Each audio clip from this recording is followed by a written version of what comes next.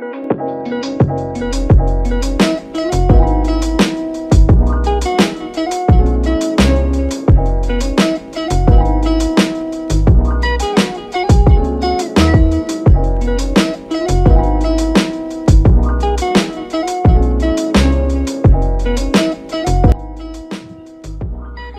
pembicaraan ekologi atau lingkungan hidup, kita biasanya berdiskusi tentang seperti apakah sistem dalam mengelola kehidupan ini, sehingga bisa terus berkelanjutan. Tetapi sepertinya ini dilandasi oleh suatu problem filosofi, yaitu tentang sebuah pertanyaan, apa yang membuat hidup itu sendiri bernilai? Apa yang membuat pelestarian lingkungan hidup itu harus dilakukan? Ini merupakan sebuah pertanyaan yang sangat fundamental dalam membedah filsafat ekologi. Jawaban standar terhadap pertanyaan ini menurut filsafat ekologi bahwa alam ini bernilai karena dia memberi manfaat bagi manusia. Manusia memerlukan kelestarian alam demi kelangsungan hidup dirinya sendiri sebagai spesies. Argumen ini diajukan oleh filosof lingkungan hidup yang bernama John Passmore. Yang membeda, ada dua cara manusia dalam menghadapi alam. Yang pertama, despotic view, atau cara pandang tiranis terhadap alam. Jadi, manusia sebagai tiran atau diktator terhadap lingkungan di sekitarnya, dan alam dan isinya sebagai alat bagi manusia. Kedua, responsible dominant view, atau cara pandang pengelolaan atau penguasaan secara bertanggung jawab. Manusia itu menguasai alam secara bertanggung jawab terhadap kelestarian alam itu sendiri. Tidak semuanya habis dipakai atau dieksploitasi secara massal. Pohon-pohon di hutan habis ditebang untuk keperluan manusia.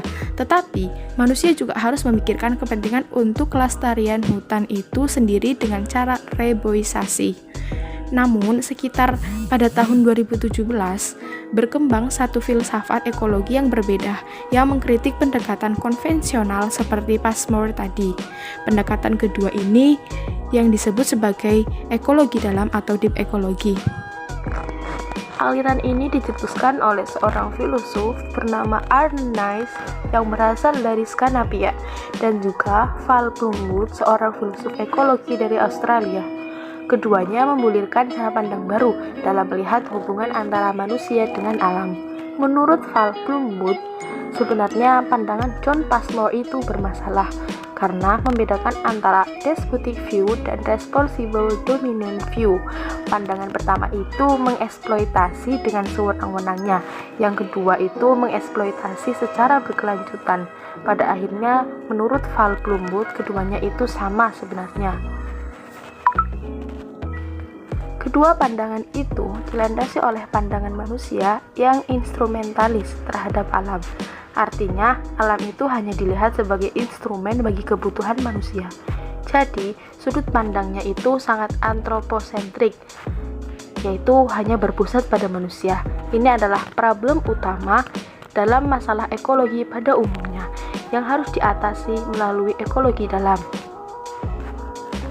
Para filosof aliran ekologi dalam ingin mengadakan suatu transisi paradigma dari yang semulanya antroposentrisme menjadi ekosentrisme.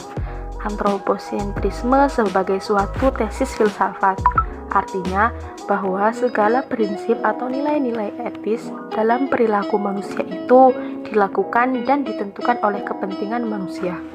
Sedangkan terhadap alam, landasan pengukurannya adalah kepentingan manusia itu. Sesuatu itu dikatakan baik ketika dia mampu memajukan atau memenuhi kepentingan manusia. Antroposentrisme ini dapat dipilah dari segi yang lain, seperti biosentrisme. Biosentrisme adalah pandangan bahwa prinsip-prinsip etis itu diturunkan dari kepentingan seluruh organisme yang ada di bumi ini. Ini adalah satu perspektif yang berbeda dengan antroposentrisme, tetapi keduanya tidak cukup menurut para penganut ekologi dalam. Diperlukan prinsip ketiga, yaitu ekosentrisme dalam kehidupan. Ekosentrisme itu sendiri adalah gagasan bahwa prinsip-prinsip etis itu diturunkan tidak hanya dari organisme, tetapi juga lingkungan tak hidup yang menunjang organisme.